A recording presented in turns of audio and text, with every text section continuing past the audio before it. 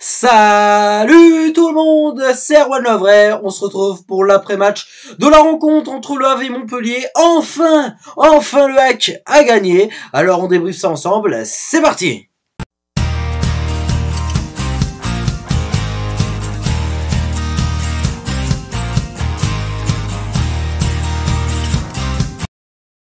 Allez, let's go, on y va. On commence par le bref de la rencontre. La rencontre a eu lieu hier après-midi à 17h dans un stade Océane qui comptait à peu près 18 000 personnes pour encourager les Ciel et Marines. Une vingtaine de supporters montpelliérains ont tout de même fait le déplacement. C'était un duel attendu entre l'avant-dernier et le dernier du championnat depuis le début de la saison. Le Havre a enchaîné 6 défaites consécutives et donc le Hack avait besoin de se racheter. Alors le match en question, il n'est pas spécialement intéressant, hein, il se passe pas grand chose, assez équilibré malgré tout, quelques bonnes situations, mais voilà, sans rien, voilà, il y a peut-être même pas eu vraiment de bonnes situations en vrai du côté du Hack.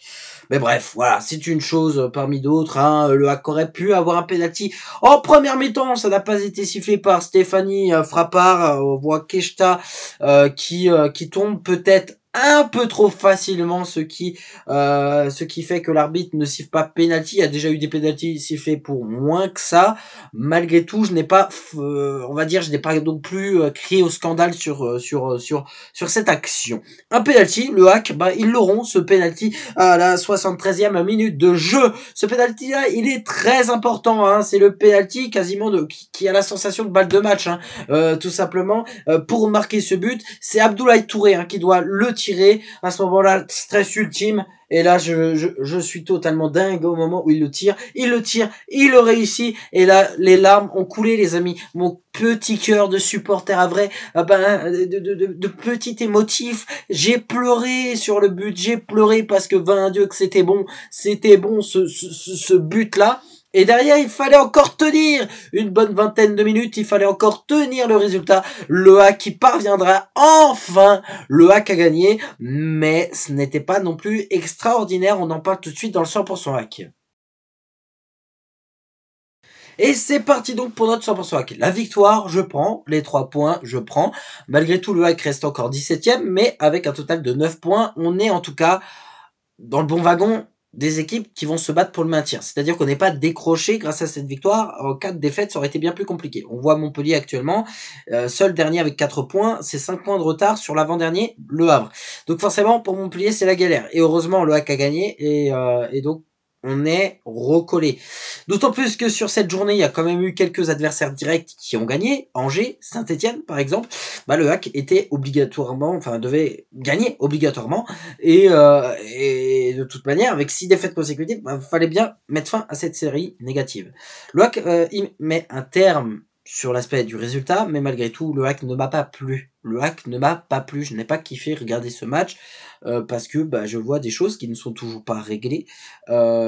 Mais c'est lunaire. Il y a des joueurs, c'est du dézonage, mais complet. C'est-à-dire que les joueurs ne savent pas où se placer sur le terrain. On trouve jamais les joueurs sur le terrain. Déjà, la compo de départ, tu vois Keshta avec Ayou en pointe. Quelqu'un lui a dit que Keshta c'était pas un 9 ou je sais pas, non. Mais c'est un hasard, les amis. Mais Keshta de base c'est un milieu défensif centre, voire milieu offensif. Mais c'est jamais un numéro 9. Pourquoi il le faut avec Ayou à côté?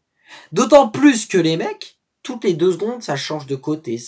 En fait, il n'y a pas de direction menée par Didier Digard. Et c'est ça le problème. C'est que, tant mieux, on a gagné, la victoire elle est là, je prends, ça va rassurer le groupe, ça va faire du bien au crâne, à la fois pour les joueurs, à la fois pour les supporters. Mais d'un point de vue du jeu, ça reste catastrophique. D'un point de vue coaching, ça reste catastrophique. Et je suis peut-être dur dans mes mots, mais c'est du grand n'importe quoi. Alors, du côté du Hack, positif, on n'a pas pris de but. Et on prend pas de but parce que justement, défensivement, je trouve qu'on est un peu plus costaud. On fait un peu plus bloc défensivement. On s'est appuyé sur ce qu'on a pu faire notamment à Rennes. Et ça, c'est positif, les amis. Il faut qu'on s'appuie sur notre défense. Parce que la défense, c'est tu prends pas de but ou t'en prends peu, t'as plus de chances de gagner un match ou d'avoir match nul. Si tu prends pas de but dans un match, t'es sûr de gagner des points. Tu gagnes des points, tu te maintiens. C'est aussi simple que ça. Donc, il faut que le Hack joue pas en bloc total défense, mais avec une défense compacte, une bonne défense, tu laisses très peu d'espace à ton adversaire. Mais donc quand tu joues sur ta défense, derrière il faut exploiter tes contre-attaques. Je l'ai observé déjà face à Rennes, ça a été encore une fois confirmé contre Montpellier. Nos contre-attaques, elles ne valent absolument rien. Nos contre-attaques, elles sont pourries parce que nos passes sont dégueulasses, parce que les joueurs n'arrivent pas à se trouver. Mais pourquoi les joueurs n'arrivent pas à se trouver? Parce que les joueurs, ils respectent jamais une zone prédéfinie par le coach. Parce que le coach, lui, il fait pas du coaching. Les joueurs sont pas placés correctement. Ils changent tout le temps. Droite, gauche, droite, gauche, droite. Pour réussir une bonne contre-attaque, tu peux être n'importe quel joueur placé sur le terrain, tu sais que ton camarade, il doit être dans cette zone-là. Donc tu sais qu'il est là. Donc les gars, en fait, ils savent jamais parce que, en fait, on n'a pas de structure. Normalement, tu es censé avoir des postes. Tu sais que André Ayou, il est placé ici. Donc quand toi, tu vas anticiper ta passe, tu sais déjà dans ta tête où ton coéquipier il est. Le problème, c'est que nous, on peut pas dans notre tête te dire mon coéquipier il est là. Donc tu vas improviser une passe. Ah bah non, en fait, il est pas là. Il est sur le côté là. Donc tu rates ta passe. Et donc, bah derrière, tu es obligé le joueur qui est censé recevoir la balle de faire un effort supplémentaire. Bam, il est en retard. Le Montpellier a soit récupéré le ballon, soit on a fait faute. Parce que justement, on est en retard. Et qu'on tacle. Donc le problème, c'est ça, c'est que on gagne le match, c'est top, mais si on continue à jouer comme ça, on va en perdre. Y a des supporters, voilà. Ah, on a gagné, c'est le meilleur des mondes. Non, non, pas du tout, les amis. On a gagné qu'une seule victoire contre Montpellier. C'est génial, c'était une victoire. C'était obligatoire, on l'a fait. Tant mieux, ça va, on a stoppé la série négative. Mais si on joue comme ça, on va pas faire grand chose de plus. Hein. Tout ce qu'on a, c'est une petite victoire. Et derrière, ça va être rebolote. Donc, c'est dommage parce que on n'est pas loin en fait de réussir des choses. Pour moi, le hack, en fait, on est plus fort que ce qu'on laisse voir à travers l'écran. Il y a des choses qui sont toutes simples. Des matchs, tu en perds, ça fait partie du football. Il n'y a pas de problème à perdre des matchs. Mais il y a des manières de perdre.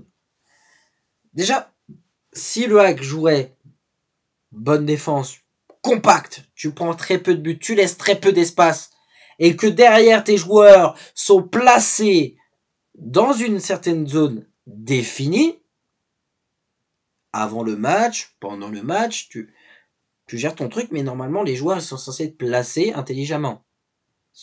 Le joueur qui est censé être ailier droit, mis à part situation compliquée, il n'a pas à aller à gauche.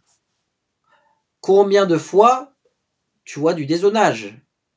Emmanuel Sabi, il est rentré, le mec, il était ailier gauche, ailier droite, buteur. C'est qu'il n'y a pas de structure. Tu peux pas en vouloir aux joueurs parce que c'est Digard. C'est Digard qui s'occupe de l'équipe. C'est Digard qui est on va dire, le chorégraphe de l'équipe. C'est celui qui est censé dicter la poésie. Là, le hack, c'est pas une poésie, là. Là, c'est du métal. Du métal mal accordé. Moi, je veux de la poésie. Je veux de la beauté. Je veux du classique. Je veux le football, quoi. Alors bien sûr, le hack c'est pas le Real Madrid, c'est pas le FC Barcelone. Je sais très bien, les amis, me prenez pas pour un dingo. Mais avec les capacités que nous avons, on peut mieux faire. Et pour moi, cette victoire, elle est géniale sur le plan mental, sur le plan comptable aussi, évidemment. Mais ça ne suffit pas pour me convaincre. Ça me suffit pas pour dire qu'il ne faut pas virer Digard aujourd'hui. Digard, pour moi, faut le virer. Faut le virer parce que on dirait que ça évolue pas. Ça change pas. J'aurais aimé qu'on gagne ce match avec une meilleure structure, avec des joueurs à leur poste. Un Keshta en neuf, les amis. Keshta en neuf. C'est quoi ce bordel? Je vois la compo, j'ai peur. Des fois, tu te poses des questions, mais vraiment. Fin du match, Digard, il est assis comme ça, il regarde les joueurs. Je peux vous le dire, l'année dernière, les amis. Luca Elsner, il serait debout. À 1-0 pour le hack, la fin du match, il serait debout, en train de parler sur les joueurs. Allez, les gars, allez! En train de donner ses consignes. Là, le gars, il était comme ça, en mode, je suis stressé, mais je regarde. Et il donne rien. Les joueurs, ils sont paumés. On garde pas le ballon, machin, on prend des risques, machin, truc. C'est pas du coaching, Digard. C'est pas du coaching. C'est pas quelqu'un qui est fait pour coacher, ou en tout cas, pas pour coacher le hack. Ça, c'est une évidence. Et on en reparlera. Mais je pense que la finalité sera la même. Digard doit être viré. Maintenant, on va prendre la victoire, on prend les 3 points, et puis on espère que qu'on va pouvoir créer une série positive. Enfin, prendre quelques points là pendant quelques matchs. Ça serait bien aussi de sortir de cette zone rouge parce que le hack reste malgré tout relégable actuellement avec une 17e position. Maintenant, évidemment, la saison est encore longue. Hein, ça ne veut pas dire que le hack est dans cette position-là et qu'on est en Ligue 2, les amis. Mais voilà, il va falloir en tout cas pour moi créer de meilleurs contenus. Mais il faut coacher de manière intelligente et c'est bien ce qui me semble un peu compliqué actuellement, c'est que notre coach manque d'intelligence. Voilà. J'ai beaucoup de respect pour Digard parce que c'est quand même quelqu'un qui apporte le maillot du hack et je l'apprécie en tant qu'homme. En tout cas, je le connais pas vraiment, donc je peux pas le critiquer à ce niveau-là. Mais franchement, c'est cata. On gagne le match et c'est tant mieux, mais ça évolue pas et c'est ce qui m'inquiète, c'est que des fois tu peux faire des erreurs de coaching, tu peux faire des erreurs, mais après tu évolues, tu changes ta manière de faire les choses. J'ai la sensation que le hack a rien changé et c'est bien dommage. Et voilà, c'est tout pour cette vidéo. Merci à toutes et à tous de l'avoir suivi. Voilà, on va savourer malgré tout cette victoire, fêter ça, mais se remettre vite la tête à l'endroit. Parce que le week-end prochain, le hack joue un nouveau match et on espère ne pas perdre, hein, créer une petite série positive et enfin gagner des points dans ce championnat de France de Ligue 1 McDonald's. Salut les amis, allez le hack, bonne semaine.